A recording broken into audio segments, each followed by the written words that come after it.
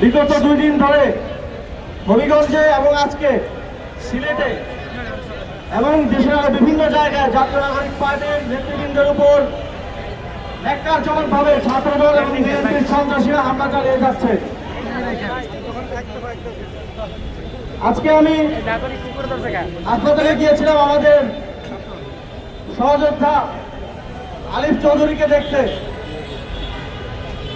তার একটি চোখ চিরতরে অন্ধ করে দেওয়া হয়েছে এবং আরেকটি চোখও ড্যামেজ হয়েছে। সেই একটি চোখ দিয়েও ঝাপসা ঝাপসা দেখতে পাচ্ছে।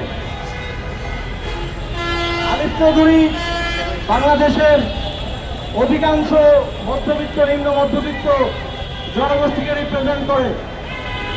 একজন স্বাধীন চেতা কিশোর হিসেবে সে জাতীয় নাগরিক পার্টির সাথে সম্পৃক্ত, ছাত্র শক্তির রাজনীতির সাথে জড়িত। আমাদের জুলাই পদযাত্রা অত্যন্ত শান্তিপূর্ণভাবে বিগত প্রায় 20 দিন ধরে সারা দেশে অনুষ্ঠিত হয়ে আসছে বলে আপনারা জানেন। আমাদের দিক থেকে কোথাও কোনো ধরনের ভায়োলেন্স, কোথাও কোনো ধরনের আইন ভঙ্গ করার মতো আচরণ করা হয় নাই। একরকম বিনা উস্কানিতে হবিগঞ্জে সেখানকার সন্ত্রাসীরা, ছাত্রদল বিএনপির নেতাকর্মীরা কিভাবে রড সহ দেশীয় অস্ত্রশস্ত্র নিয়ে হত্যার উদ্দেশ্যে আমাদের নেতাকর্মীদের উপর হামলা করেছে আপনারা দেখেছেন। তারা আমাদের সাথে থাকা মিডিয়া কর্মী এবং ডিজিটাল সাপোর্ট দেওয়ার যে টিম আছে তাদের যন্ত্রপাতি পর্যন্ত চুরি করে নিয়ে গেছে। আমরা এই ধরনের ঘটনা 2024 সালের গণঅভ্যুত্থানের পূর্বে নিয়মিত ঘটতে দেখতাম। আমরা দেখেছি যে শক্তিশালী ফ্যাসিবাদ 17 বছর ধরে গড়ে উঠেছিল, তারা একটি জেনারেশনের বিরুদ্ধে চ্যালেঞ্জ নেওয়ার ফলে তাদের কি পরিণত হয়েছে। আমরা দেখছি বিএনপি সরকার আবার সেই একই পথে হাঁটা শুরু করেছে।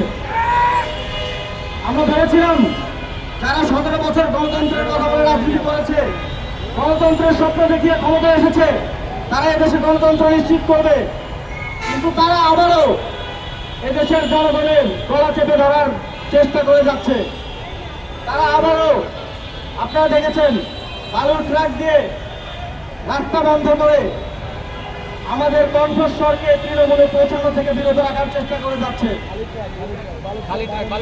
আমরা এর আগে দেখেছি বেগম খালেদা জিয়ার বাসার সামনে বালুর ট্রাক বসিয়ে এই বিএনপিকে 17 বছরের জন্য পঙ্গু করে রাখা হয়েছিল। তারা আর ঘর থেকে বের হতে পারে নাই।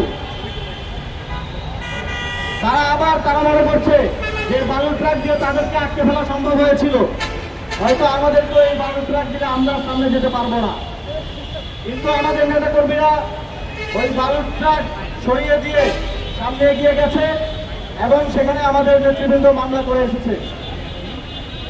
কিন্তু দুঃখজনক, এই হামলা দিবারতে হওয়ার পরেও, সকল ফুটেজ থাকার পরেও, সন্ত্রাসীরা চিহ্নিত হওয়ার পরেও কোনো ধরনের ব্যবস্থা গ্রহণ করা হয় নাই। হামলা হওয়ার পরেও এখন পর্যন্ত কাউকে অ্যারেস্ট করা হয় নাই। আমরা আগে আওয়ামী লীগের সময় দেখতাম যারা হামলা করতে তারা লুকিয়ে লুকিয়ে হামলা করে লুকিয়ে লুকিয়ে চলে যেত। এখন আমরা দেখছি হামলাকারীরাই তাদের ফোন বের করে লাইভে এসে ভিডিও করে সেগুলো ছড়িয়ে দিচ্ছে। তারা হিরোইজম দেখাচ্ছে। আমরা প্রশ্ন করতে চাই, প্রধানমন্ত্রী তারেক রহমান, আপনারা কি হিরোইজমের জন্য তাদেরকে পুরস্কৃত করবেন কিনা? তাদের যে অ্যাপ্রোচ, এই অ্যাপ্রোচ দেখে মনে হয় তারা পুরস্কারের জন্য তাদের হামলার লাইভ করে আপনাদেরকে দেখাচ্ছে।